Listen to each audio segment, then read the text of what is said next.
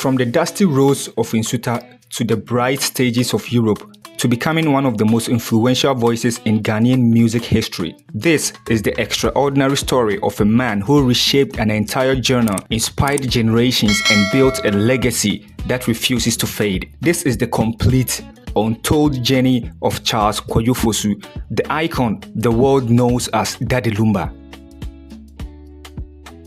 Our story begins in September 29, 1964, in the small town of Nsuta, in the Ashanti region of Ghana. Nsuta in the late 60s was a quiet farming community, peaceful, traditional, and deeply spiritual. It was the kind of town where everyone knew everyone, and talent never went unnoticed. Charles Kwajo Fosu was born into a loving but humble family. His mother, Comfort Amasa, wasn't famous, but everyone in Nsuta knew she had a gift, a powerful gospel-filled voice that could move people to tears. And little Kwajo inherited every drop of that talent. By age 6, he was already performing in church choirs. His voice wasn't just good, it was different, soft, emotional, commanding. Teachers said he had the voice of a grown man trapped inside a small boy. By 1975, 11-year-old Charles had developed an obsession, not with football like most kids, but with music. He sang while working, while studying, while carrying water, even while walking long distance to school. And by 1978, at just 14, he formed his first music group with school friends. They called themselves Boys Abusia. That small group would later become the spark that ignited one of the greatest musical journeys in African history. Between 1979 and 1983, Charles attended Dwabin Senior High School, and this was where destiny began to show itself. While many students focused on academics alone, Charles spent time writing songs, rehearsing with friends, and performing at campus events. He didn't just want to become a musician, he wanted to become one of the best. He was a standout performer, confident, charming, and incredibly creative. Teachers described him as quiet genius. Friends described him as the boy who never stopped singing. But despite all this talent, Ghana in the early 80s was harsh. Economic hardship, limited opportunities, and political turbulence made it difficult for young creatives. And by 1983, Charles made a decision that would change his future forever. At only 19 years old, Charles left Ghana and traveled to Germany in 1983. He didn't go with fame, money, or connection. He went with hope and burning dream. But when he arrived in Europe, reality hit him hard. Life in Germany wasn't easy. He took on cleaning jobs, factory work, and any job that would pay him enough to survive. But through all this hardship, one thing stayed with him: music. In those difficult early years, Charles would wake up before dawn to work and then spend nights writing songs, writing about loneliness, writing about home, writing about love, and writing about the struggles of immigrants. In 1986, Charles met another young Ghanaian singer in Germany, Nana Achampong. Their meeting felt almost supernatural. Two struggling musicians, two dreamers, two visionaries. They clicked immediately. Both believed that Ghanaian high life could be modernized, globalized, and transformed into something bigger. And together, they formed a duo that would change everything: the Lumba Brothers. In 1989, after years of working small jobs and saving money, the Lumba Brothers released their first album, Yeyaka Quantum, meaning We Are Stranded Abroad. The album told the raw emotional truth about immigrants' life, the homesickness, the poverty, the loneliness, and the resilience. The album became a huge hit among Ghanaians worldwide. This was the moment Ghana first tasted the magic of Daddy Lumba. He was no longer Charles, the struggling immigrant. He was Daddy Lumba, the rising star. In 1982, Lumba released his debut album, Sikasem, and everything changed. The album was fresh, it was emotional, it was bold. Ghanaians had never heard her life like this.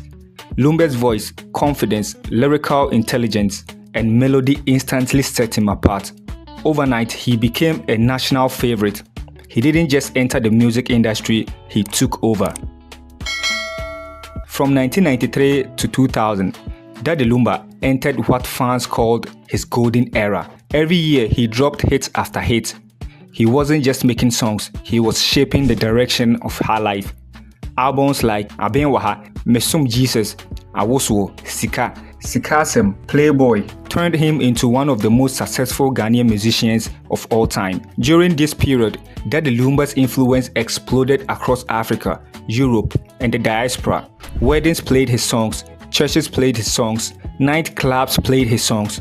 He could do romantic songs, spiritual songs, party songs, and even social commentary. He wasn't just versatile, he was unstoppable. During the late 90s and early 2000s, Daddy Lumba became a kingmaker. He helped launch careers, most famously Oforian Ponsan, whose collaboration with Lumba became legendary. He worked with Felix Owusu, Borax, Kofinti, Nana Champon, and many rising artists. To work with Lumba wasn't easy though.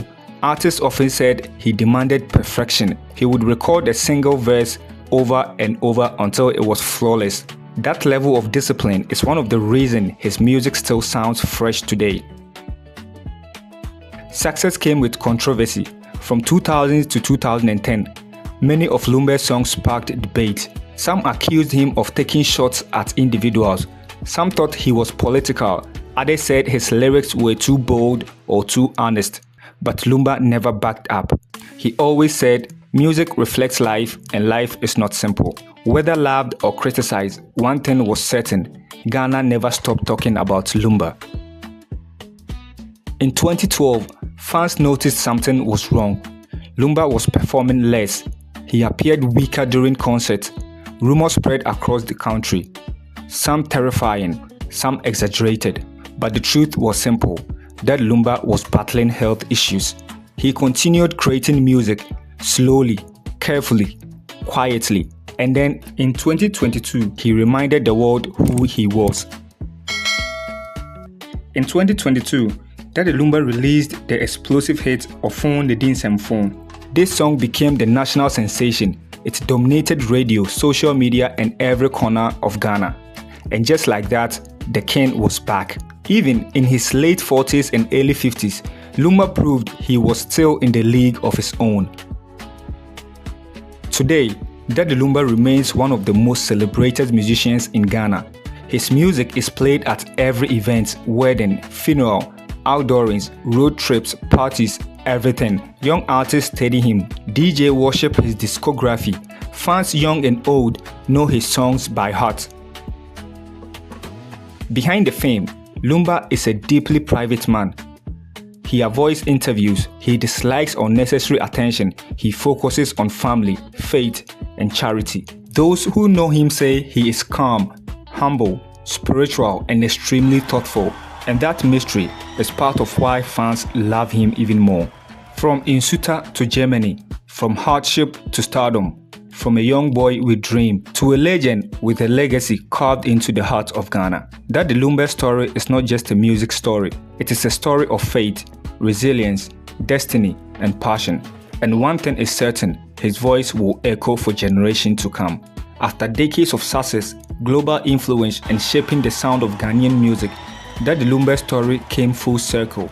Though he had spent years living and working in Germany, the place where her life's evolution into Burger Her Life began for him, his heart always belonged to Ghana. In the late 2010s and early 2020s, Lumba increasingly returned to Ghana. He wasn't just visiting, he was building, investing, and giving back to his homeland. In 2022, he launched DLFM, his own Twi-language radio station in Accra, a space dedicated to celebrating Ghanaian culture, stories, voices, and sound. For Lumba, it wasn't just about hits anymore, it was about home. Though he continued to make music, mentor young artists, and influence the next generation, his presence on stage became rare as time went on. Then, on the 26th of July 2025, the music world stood still. Charles Kojofosu, the man the world knew as Daddy Lumba, passed away peacefully at the Bank Hospital in Accra at the age of 60. After a brief illness that was kept private from the public, the legendary voice that carried millions of memories was silenced. News of his death hit not just Ghana, but the entire African music community. Fans shared stories, songs, tears, and laughter, remembering the melodies that had soundtracked their lives. Presidents, artists, radio station, and everyday listeners all echoed the same sentiment. He was more than a musician, he was a national heartbeat. And though the man may be gone, his music, his soul, lives on.